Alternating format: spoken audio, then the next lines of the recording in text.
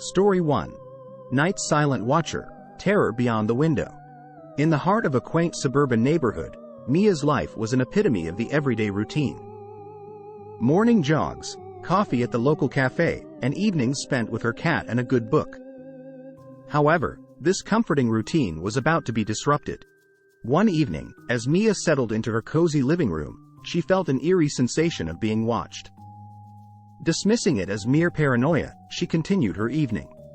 But as days turned into nights, the feeling persisted. Every creak, every whisper of the wind, seemed to amplify her unease. Things took a darker turn when she began finding unfamiliar footprints in her garden. Alarmed, Mia decided to install security cameras around her house. What they captured was beyond unsettling. Every night, a shadowy figure would lurk outside her windows, watching her every move, disappearing just before dawn.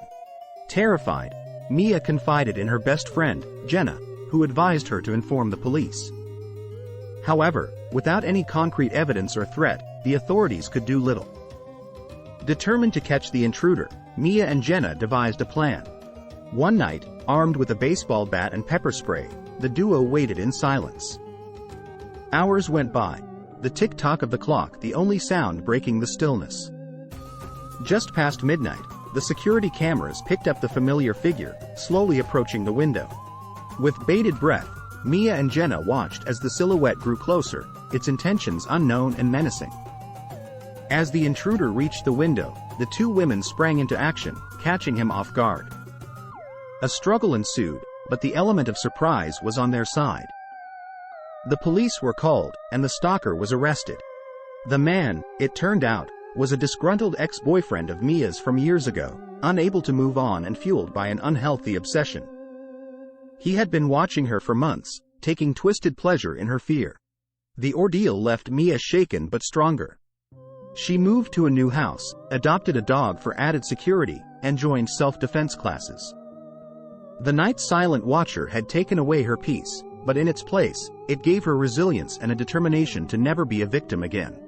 Story 2. Shadows of Rio, the Rooftop Pursuer.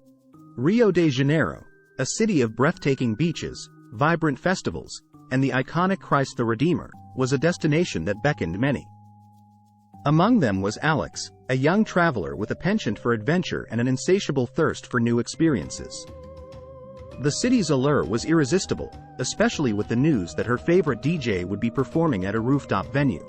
On her first day, the city welcomed her with open arms. The golden sands of Copacabana, the panoramic views from Sugarloaf Mountain, and the lively streets pulsating with energy were everything she had imagined and more. But as the sun set and the city lights twinkled, a shadow loomed, ready to disrupt her idyllic journey.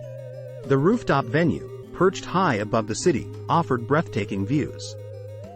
As the DJ's beats echoed into the night, Alex found herself amidst a lively crowd, dancing and celebrating life. Among them were James, Ethan, and Jess, fellow travelers who quickly became friends. Together, they explored the city, sharing laughter and stories. But as the days turned into nights, Alex began to notice a mysterious figure. A man, always lurking in the shadows, always watching from a distance. At first, she brushed it off as coincidence, but the more she saw him, the more she felt a growing unease. One evening, as she was dining alone at a quaint restaurant, the man appeared again. Seated at a nearby table, he watched her intently, occasionally trying to strike up a conversation. His compliments, while flattering, had an undertone of creepiness. Alex tried to deflect his advances, but he persisted, following her as she left the restaurant and ventured into the night. The streets of Rio, usually bustling with life, felt eerily quiet. Every corner she turned, every alley she crossed, the man was there, like a shadow that refused to leave her side. Panic set in as she realized she was being pursued. The vibrant city that had once felt so welcoming now felt like a maze of danger. Desperate to shake him off, Alex made her way to a crowded marketplace, hoping to lose him amidst the throngs of people. But he was relentless, always a few steps behind, always watching. With her heart racing and fear gripping her, Alex decided to confront him, demanding to know why he was following her. But the man simply smirked, his intentions clear. In a desperate bid to escape, Alex sprinted towards the beach, her pursuer hot on her heels. The moonlit waves crashed against the shore as she ran, her breaths coming in short, ragged gasps. Just when it seemed all hope was lost, a group of locals, having noticed the chase, intervened, cornering the man and allowing Alex to escape. Shaken and traumatized, Alex reported the incident to the local police. The man, it turned out, was a known stalker with a history of targeting tourists. Grateful for her narrow escape, Alex cut her trip short, returning home with a heavy heart. The shadows of Rio, once filled with promise and excitement, had shown her a darker side. But the experience also taught her the importance of vigilance and trusting her instincts. The city's beauty and charm would always remain, but so would the memory of the rooftop pursuer. Story 3. Whispers in the Diner, Trevor's Obsession. The downtown diner, with its retro charm and gleaming chrome stools, was a beacon of nostalgia and comfort food. The soft glow of the neon sign outside cast a warm, welcoming light, and the jukebox inside played timeless hits that took patrons back to simpler times. But for Sarah, a young waitress with dreams bigger than the small town she lived in, the diner would soon become a place of unease and whispered obsessions. Sarah was no stranger to attention. With her bright smile and friendly demeanor, she was a favorite amongst regulars. But one customer, Trevor, took his admiration for her a step too far. A bald, heavy-set man, Trevor started frequenting the diner more often, always during Sarah's late-night shifts. His orders were predictable: a cheeseburger, extra pickles, and a milkshake, but his behavior was anything but. He would often strike up conversations with Sarah, his words dripping with insinuations and flirtations. At first, she brushed them off, attributing his behavior to loneliness or harmless flirtation. But as the days went on, Trevor's comments grew bolder, more intrusive. He began leaving notes along with his tips, each one more suggestive than the last, and always signed with a winking face. Sarah felt trapped.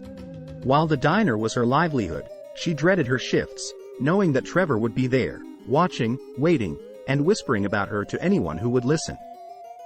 The other staff noticed too, and they would often share concerned glances whenever Trevor walked in. But in a town where everyone knew everyone, confronting him seemed impossible. One evening, as Sarah was wrapping up her shift, she found another note from Trevor. But this one was different. Instead of the usual flirtatious message, he had written, "I know where you live." Chills ran down her spine. She had always been careful, never revealing personal details to customers. How had he found out? That night, Sarah barely slept. Every creak of the floorboards, every rustle of leaves outside, sent her heart racing. The next day, she confided in her coworker, Emily, who suggested they confront Trevor together. But before they could put their plan into action, Trevor was back at the diner, his presence more suffocating than ever. As Sarah served him, he leaned in close, his breath reeking of stale coffee and cigarettes. "I hope you got my message," he whispered, his eyes gleaming with a predatory glint. Sarah, mustering all her courage, replied, "I don't know what you're talking about." But deep down, she was terrified. The following nights were a blur of fear and paranoia for Sarah. She would often see Trevor's car parked outside her home, watching from a distance. Friends and family advised her to go to the police, but she felt paralyzed, unsure of how to handle the situation. One fateful evening, as Sarah was leaving the diner, she felt a hand grip her arm. It was Trevor, his face twisted in anger and obsession. "Why are you ignoring me?" he hissed. Before Sarah could react, Emily and a few other staff members intervened, pulling Trevor away and threatening to call the police. Shaken but determined, Sarah finally reported Trevor's behavior to the authorities. With the support of her friends and evidence of his obsession, Trevor was arrested and charged with stalking and harassment. The ordeal left Sarah traumatized, but it also taught her the importance of trusting her instincts and standing up against those who seek to intimidate and control. The diner, once a place of whispered obsessions, became a symbol of her resilience and the power of community.